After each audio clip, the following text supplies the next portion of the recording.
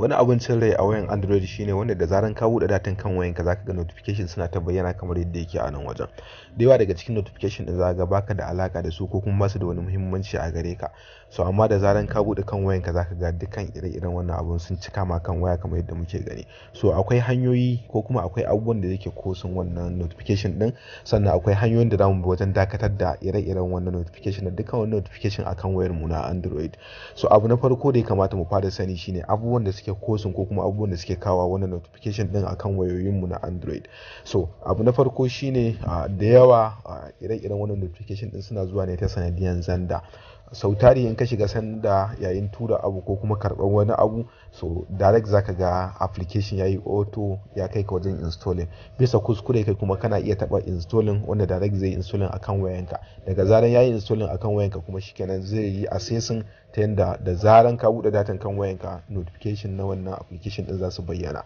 Daga nan wajen nan zamu ga akwai application wajen guda 6 ko sama da haka. So wannan application su ne wanda suke kosin ire-iren wannan notification din. So bayan da wannan application din akwai kuma kaman wato Facebook da sauran ire-iren wannan application wanda su ma sukan haifar da irin wannan notification din akan wayarmu na Android.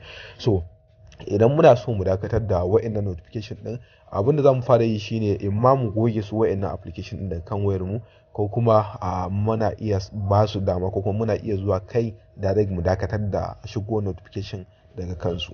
Misali nan wajen zan ga cewa ana turo min wani news wanda ni ba bukata ta ba ko kuma ban da sha'awansa.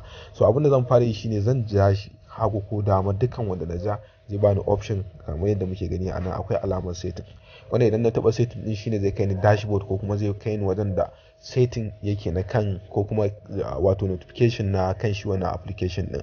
Daga nan wajen zamu ga cewa akwai show notification wanda idan na taba shi zai zama cewa gaba ɗaya ya kashe mu wannan notification din, wanda idan na kunna shi kuma zai zama cewa na ba da dama da notification da za su dinga zuwa kan wayana.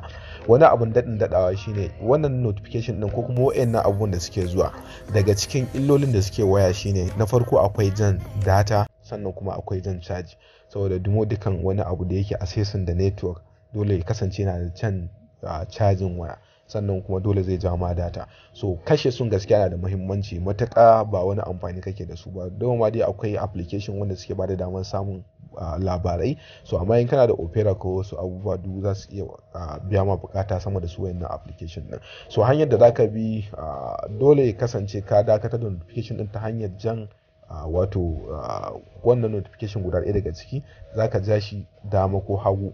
Bayan ka ja shi wannan alama na setting ya bayyana, zaka taba shi, wanda daga nan zaka zo akwai show notification zaka kashe shi idan yana kunne. Wannan kana kashe shi ka kula daga saman screen idan yana kunne. Let's say yanzu wannan feed din wannan na Opera News ne, saboda haka in na kashe shi ba za ku ga bambancin ba saboda already na riga na kashe shi. So amma in ka taba wannan in ka taba shi haka muka je setting, gashi a nan wajen da zaran ka kashe nan wajen zaka ga abin daga saman screen din ka ya bace kamar yadda muke gani. So zaka iya kashe wannan notification din ta hanyar da na nuna kamar yadda muke gani. Sannan kuma kana iya zuwa cikin kan wayanka gaba daya, abin da yafi komai ma sauki shine kai deleting na dukkan wayannan application din wanda ba kai ne ka sa su ba, saboda suna da maya za su cinye ma waje ko kuma su cinye ma space na kan wayanka. So goge sun shine mafi alkhairi a gare ka ta hanyar yin uninstall na dukkan wasu application wanda ka san ba kai ne ka yi installing din su ba, ko kuma kake zargin cewa wato zandan kan wayanka ne installing din su. Kamar yadda zamu ga cewa da zaran ka zo tura abu akan waya zuwa wata wayan, direct zaka ga su wannan application din sun yi assessing da kansu, sun kuma yi makin kansu, sun tura kansu ba tare da ka tura su ba.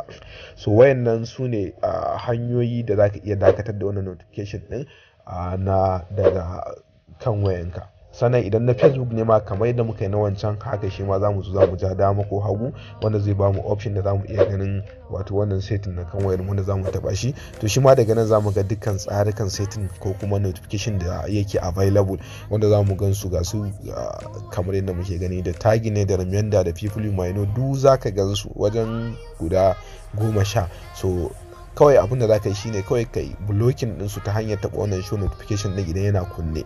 Idan yana kashe kuma sai ka bar shi a yanda yake. So wannan shine hanyar da zaka bi domin dakatar da ire-iren wannan notification daga shigowa kan wayarka, da kuma wato takaita jan data saboda yana da yawan jan caja ire-iren wannan abubuwan da kuma jin caji. So anan zamu dakata, kada a manta a kasance da Arewa Teach a kowane lokaci. Ana iya tambayar mu a wajen comment box in akwai abin da ba fahimta ba dangane da wannan bidiyo da kuma wasu bidiyo makamantan wannan, sai mu haɗa wani tutorial insha Allah. A kasance da Arewa Teach a kowane lokaci.